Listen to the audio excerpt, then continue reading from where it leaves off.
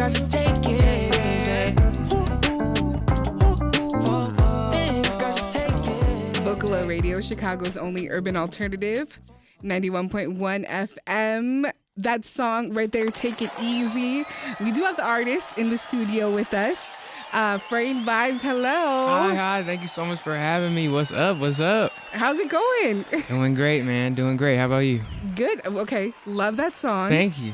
Taking it is it just that simple? It's just about taking it easy. Literally, it was going through my growing pains of high school actually, which is why I really delve into music. And so in high school, I was the outcast. I was in the band, and so I was really just trying to find my spot, and I couldn't.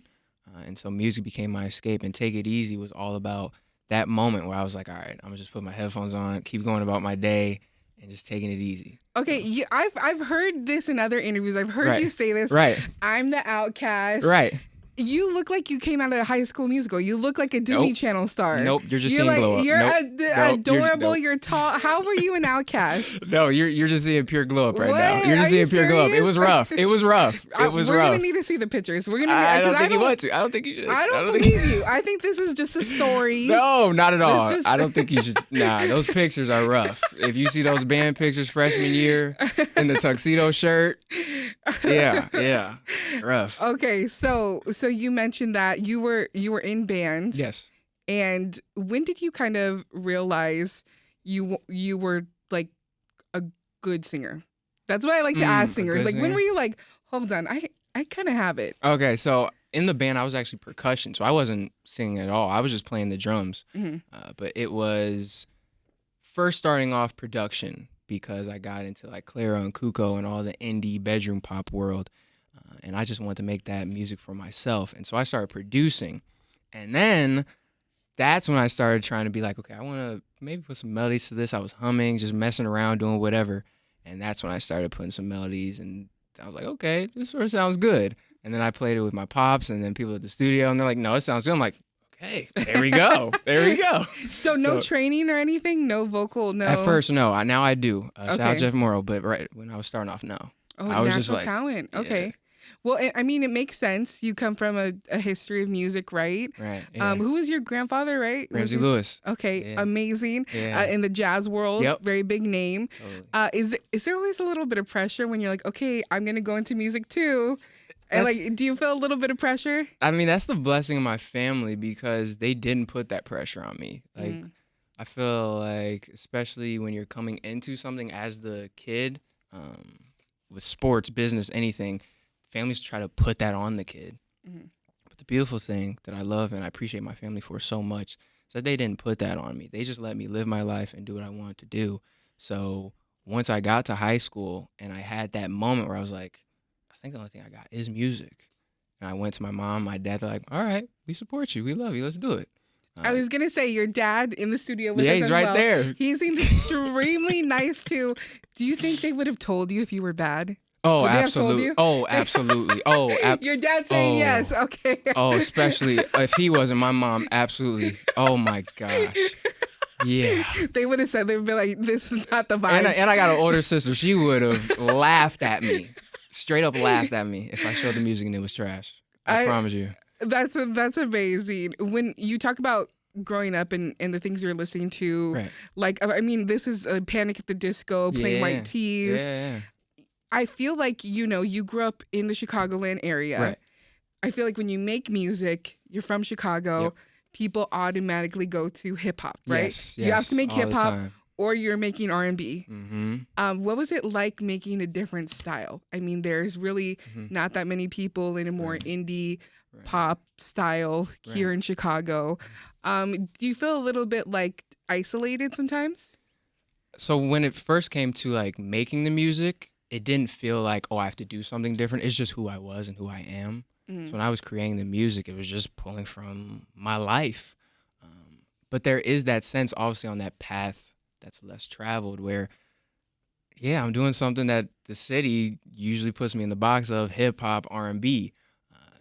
But I'm proud to do it, and I'm so happy to pay that way for others. So I'm excited. Yes, it's tough, but it's the grind, and it's just the start. Like, I'm So sure excited about you've it. gone to hip hop shows and you're like, okay, I can't get like 5 other me's and do this, you know? Yeah, especially just how I look at how people perceive me. It's just the instant stereotype of, okay, you do music, what? Do you sing? Okay, do you do R&B then? It's like, nah, I do pop, indie pop. Like, what? So that's always how it is, but I'm happy to show that side of Chicago. It's a beautiful, beautiful side of Chicago, and there's so much that's going on in the city that I think people just want to stereotype the artist and stereotype the city, and I just want to show different. And it might push other people, you know. Maybe if you feel like you're not excelling in this style of music, you could always try another style, you know. And your style, your uniqueness. I mean, it's already gotten you places. You were touring with Lupe Fiasco. Yeah, that was a blessing. That was such a blessing. Shout out to How long were you on the road for? What was road life like? Yeah, that was 2 to 3 months. I think it was 3 months in total. But that was my first, like you said, it was my first tour.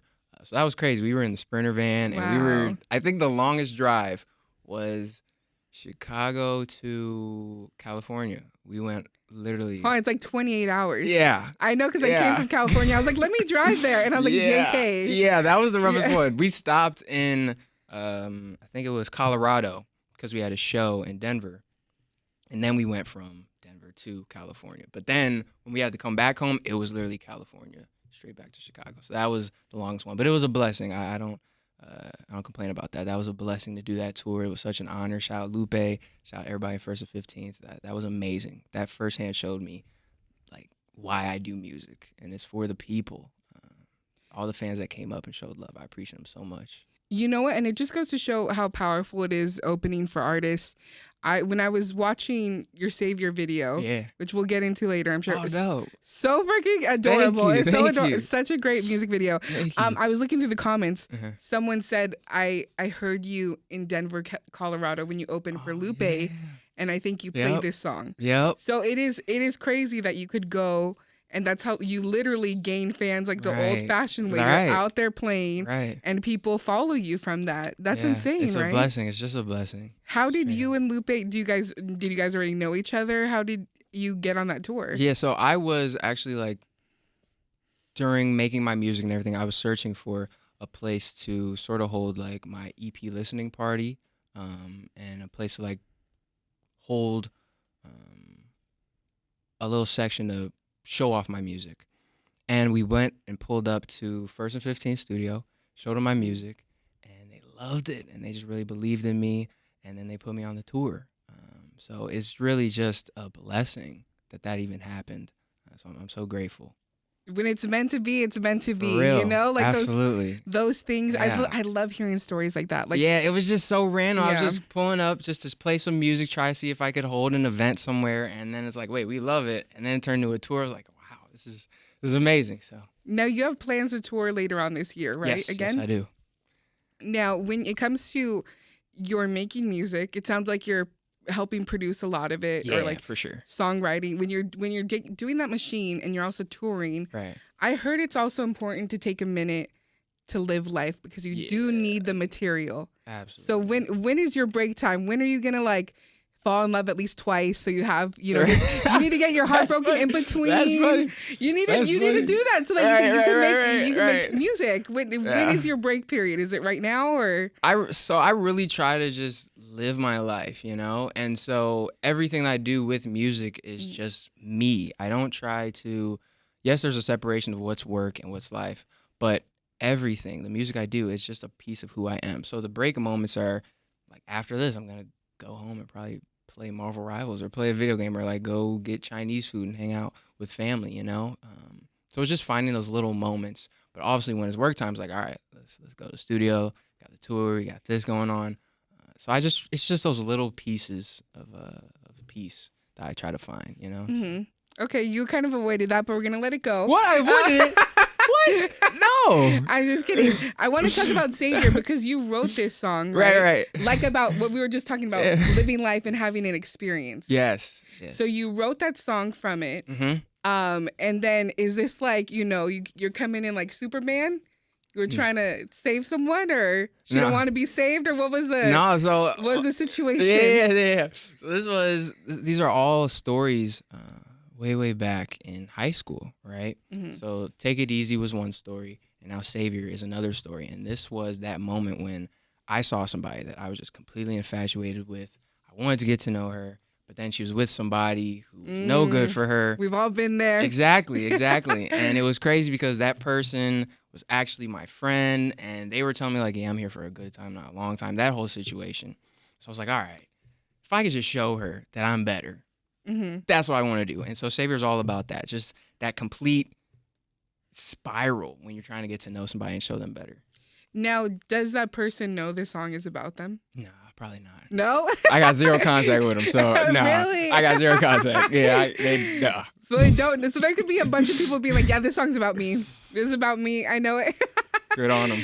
That's amazing. I really love the music video. Thank you. It feels so Chicago summer. Good. It feels I love that. super I love that. like it makes that. like when I heard it, I was like, I want to go see the fireworks by the lake. Bad, you know, I'm happy. like Hey, it makes bad. you feel very like I really love the way you talk about Chicago, by the way. I've heard in other interviews, I think someone asked you to describe Chicago. I think you just used the word wholesome. Yeah, it is. And they were like, wholesome, what? Yeah. And it's just like, no, if you live here, Yeah. you completely understand that. You know, you understand the wholesome Chicago nights. 1000%. What other words make you think of Chicago?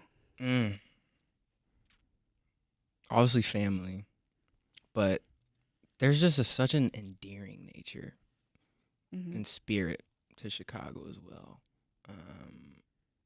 The people you meet randomly, like concerts at a 7-Eleven, people just mean well in this city. You know, you bump into them, there's the crazies, and there's people like, oh my gosh, all right, let's stay away from. But there's just such an endearing nature to Chicago that I feel like is not seen and not shown too much, but it's there, and I love my city for it. I do tell people, if you are not having a good day, get dressed up and go outside. Yes. Because someone is going to give you a compliment. Someone's going to stick their head out of a car and be like, you look good today. Right. You know, like, I promise you. I promise you. Yes. The city cares about you. Yeah, that's the best thing about Chicago. It does. So we're going to get to Savior right now.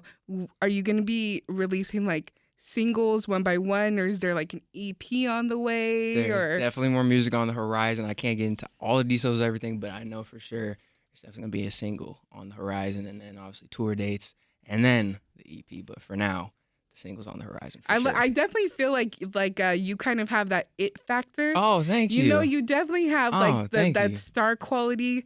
Do you think it comes from like because I made a joke about this earlier. You look camera ready. Like, really? You were just sitting here, like, saying nothing. You looked camera ready. You sound interview ready. Like, is that a testament to your family? You are like ready for the stage.